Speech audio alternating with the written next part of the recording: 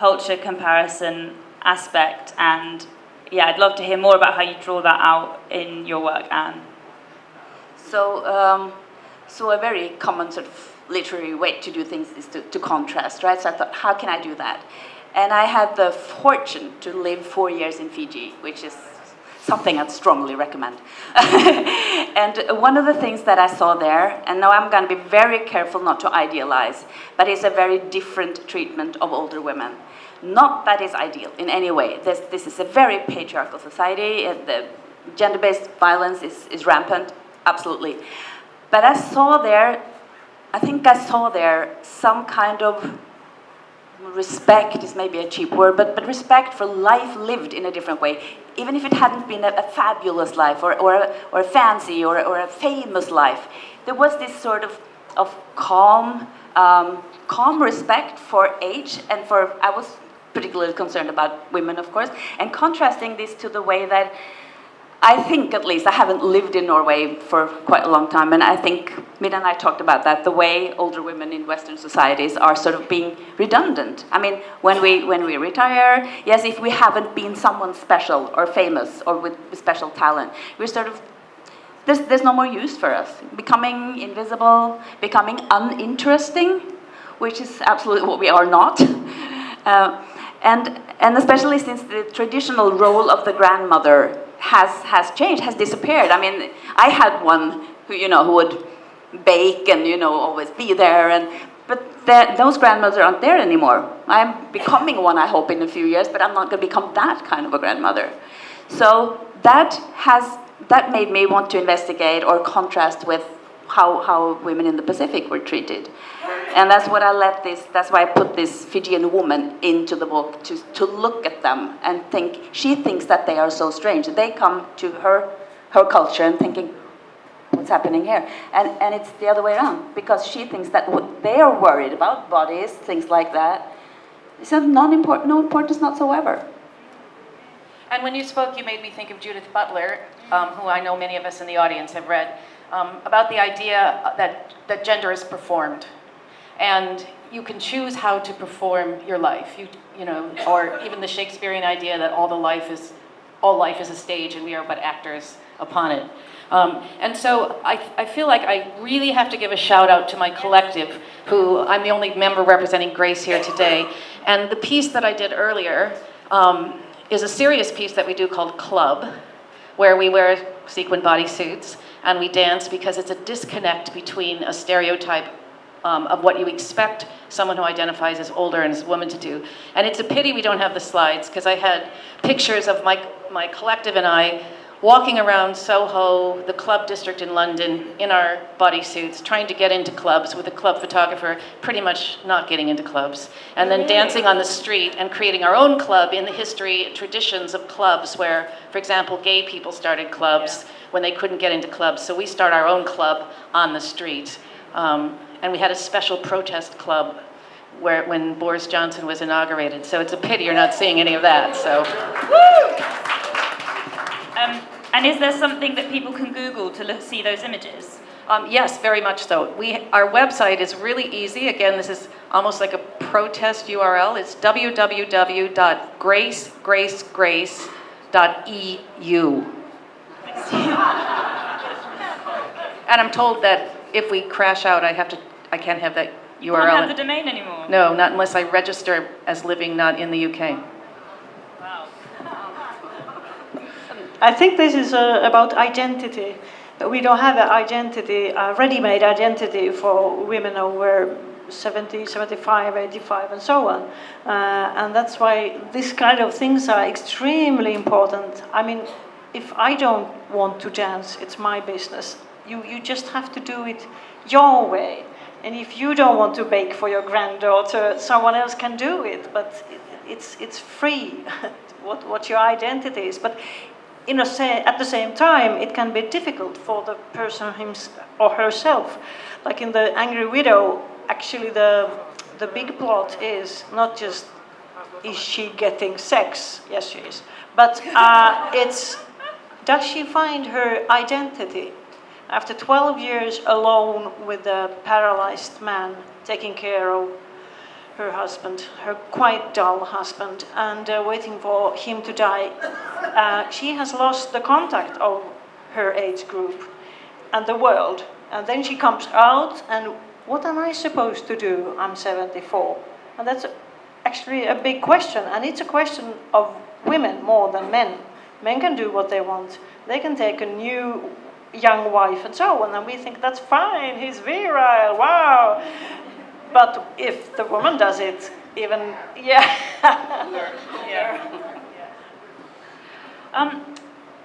I have a feeling that we're going to have loads of amazing questions, hopefully. So I want to start with those, unless you have anything you want to add towards the end. And I want to encourage questions, particularly from our female elders, if you're in the audience. Okay, so.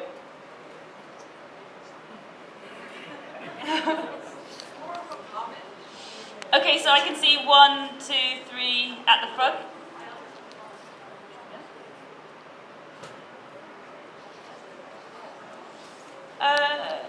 Let's start with the questions, and then we'll see how. I'm sorry, but more of a comment? We'll start with the questions and see how we go. Yeah, but thank you. Yeah. I was interested in, you talked about comparisons between the women in Fiji and the characters in your story. Could you say more other than the not understanding what it is that they're so concerned with? How are women seen in Fiji? Women of a certain age. Sorry, Teresa. How are they seen in Fiji? How are they appreciated differently? I think it also has a lot to do with what circles the women are active in, because it's not only family circles. Church, like it or not, is a very, very important circle, and it's very much run by women. Not in front of the altar, but everything else. I found that if I was going to meet women and understand how they live, I had to go through the church. I had to go to see them after church. That's when the problems came up. That's when they talked. That's when they talked about, for example, I was visiting a village after a cyclone. And that's where the things came up. It's like everything from it's our responsibility to serve whatever we have or have lost during the cyclone after service. It is our responsibility to protect our daughters, because there was a lot of incest. There was a lot of I hesitate to call it rape, because I don't think they would call it rape. We would see it as that, but it would be men taking access to the young girls in those communities, and it would not be talked about. Sorry. That's rape. That's rape, thank you. Yeah. No, but I'm thinking they would never say that to me. My daughter has been raped, but we have, yeah. Anyway, but you were asking, I'm going a little bit off topic here now. You're talking about how are women viewed? These women are viewed with respect, but they're also being beaten by their husbands. It sounds like very contradictory, right? But they are being, as older, they would be sought out for advice, for discussion, for what am I going to do with this problem. You go to the older women. I'm not so sure that happens in the West anymore. I'm not so sure. When my mother, I've lost her now, but when she was older, she wouldn't automatically be the first person I sought out for advice, because I would think, A, I know better, B, she's out of the loop, she doesn't know. But that sort of respect, I think I experienced more in that culture. Does that answer your question? Yeah. Thanks. Okay, second question was, I think the lady in the blue. Hello. Thank you so much. I really enjoyed this. So I'm sure you guys have heard of this phrase, "Okay, boomer," right? Which is this thing that the young folks are saying to older people to basically say, well, your perspective isn't relevant. So there's this tension between, as you get older, you do have so much wisdom, so much lived experience, as you've been talking about, as well as that freedom of spirit. You just don't give a shit anymore, and so you have so much to say that is relevant, and yet, younger people don't want to hear it. So how do you bridge that gap? And what is it, that you would like to teach them? Does one of you also feel comfortable explaining the OK Boomer thing, or shall I explain it? You explain it. So this is just my understanding, and then you can add to it. Yeah, there are lots of generational disagreements about lots of different things, and the OK Boomer is a response. So let's say you say something online, and then someone who you perceive to be a boomer, and does anyone know exactly what ages boomer refers to, or what years of birth? 45 to 64. Okay. And if they're saying something... Sorry, 1945. Oh, 1945 to 19... Okay, yeah. And we can go into, like, the significance of that group. But, so it kind of... Yeah, OK Boomer is the comeback. Like, of course, you, like, all right then, Boomer, sort of rolling your eyes. And I think I'm going to leave it at that if you think that's a fair description of it. Well, So, yeah. I think I would elaborate on that description a little, because a lot of it is about economic situations that people find themselves in. So it's like, it's okay for you to say that because you have Social Security, you could buy a house, you got a job right out of college. So it's kind of like, it's about our privilege as older people a lot, I think. Am I misreading that? No, I think that's right. I think that's, again, I don't necessarily want to focus on, well, I guess it is useful to give that context. It's a very, like, I think, European, US context. So, yeah, like, my dad didn't pay tuition fees. He could easily afford to buy property. And he doesn't give me lectures on, like, stop spending so much money on lattes and avocados. But let's say he did, then I could say, OK, Boomer. I think that's, yeah, so, and it's that kind of thing. I think it's a generation question. So they are booming their parents' generation. And very often, when you skip one generation, go straight to granny, it's much easier.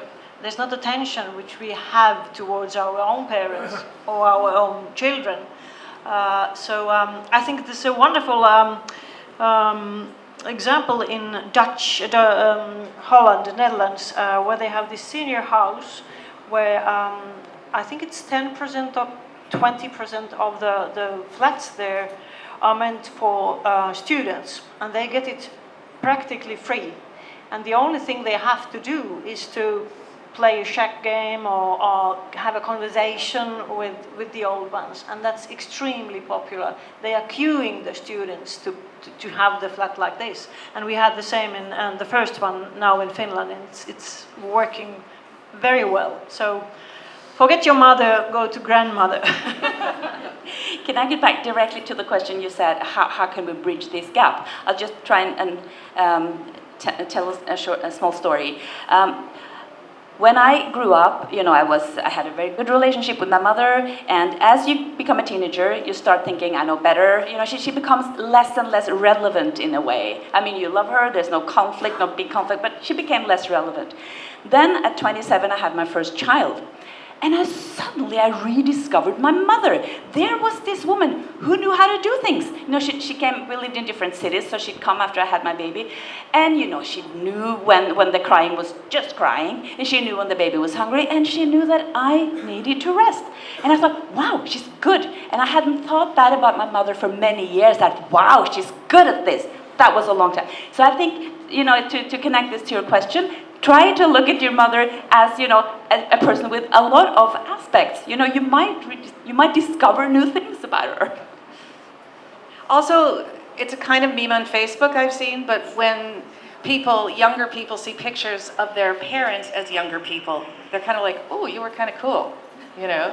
And I also think it's our right as older parents to embarrass our children. And so when I hear, okay, Boomer, and the eyes are rolled, I'm like, I'm doing my job here. And can I just give you all a hint? If you really want to embarrass your children, be a performance artist. Because there's nothing that embarrasses your children more than that. Yeah, my mum used to say to me, oh, you think I embarrass you? Imagine if I was Madonna. Anyway, I would love her either way. So, okay. Oh yeah, is it a question? Well, I was just going to present what the Bengali, Yeah, okay, and then we can... the Bengali scenario Thank you. and the usually, across the class divisions and stratification, women older women enjoy a better position. And that is to be especially the case in joint family. When a woman reached a certain age, she was automatically respected. Could you bring the mic slightly closer to your face? All right. Be really loud. So when those scenarios are changing. In fact, even in my family, my aunts and they were pretty dominating women, So their husbands didn't raise their voices against them, But those days are gone now. You see, this new economic situation where the woman has to go to bring a second paycheck into the family. Those situations have changed, and now I see, as myself as an aging woman, women are not respected. Aging women are not respected in this society. This is a new phenomenon, and I was very interested in hearing your Finnish situation. In the Western society, women did not have that kind of respect that we had. In fact, all over the subcontinent, I would say. One of the popular TV series was called Sasbi Gavi Bahuti, which means, she was the domineering mother-in-law, that figure. You see, a domineering mother-in-law was she who had the last say. Those days are gone now. Nowadays, we, especially in the intellectual world, we are actually insulted for our age. This is a new thing that has come into our society, which we did not have before. So I was wondering, you talked about body, now I want to talk about mind. So why women who are engaged in mental work, like professors and teaching jobs, women are being slighted now. Older women are actually insulted for their age. I think that's extremely interesting that you explain the change by the thing that women had to go to work. That's probably true. They lost the dominance, the whole, and probably that has happened in Europe too. We are just ahead because women went to work in the 50s. And that's the situation we are now, and we are still having the same not respect. And the grandmothers are taking over, looking after the children. Now that has come back, which we didn't have in the single unit families began in the 50s, 60s, and even that is breaking down. So overall, aging women are having very bad day. And something that makes me think of is also, I guess, living under capitalism, where humans are valued by their productivity and their ability to work. When you can no longer work, then you're not seen as valuable, and that applies again to disabled people often as well. And that's something that made me think of. That's crucial, and that's why we have this 65 and then. When you when you retire, you're not interested in an interesting person anymore. You are not giving to the society, you're just taking away. Yeah. I'm going to be a little bit contrary here. It's unusual for me, but one of the memes or the ways you're allowed to be when you're older is the wise older woman. And actually, there's another scholar who I owe a huge amount to who writes about how asking me to be a wise old woman is effectively shutting me up and telling me, don't be angry anymore. You're a wise woman. Be calm, be silent, braid your white hair into a nice coif on top of your head. When in fact, I'm actually really angry about a lot of things. There's a lot of injustice, especially in terms of gender politics, and I'm really pissed off. And I'm not going to be a quiet, gentle woman, and I don't actually need anyone's respect. I'm not looking for that, and as I age, if I would see somebody get on a bus and they're struggling because they have a disability, or they look really exhausted, or they're pregnant, or they have a young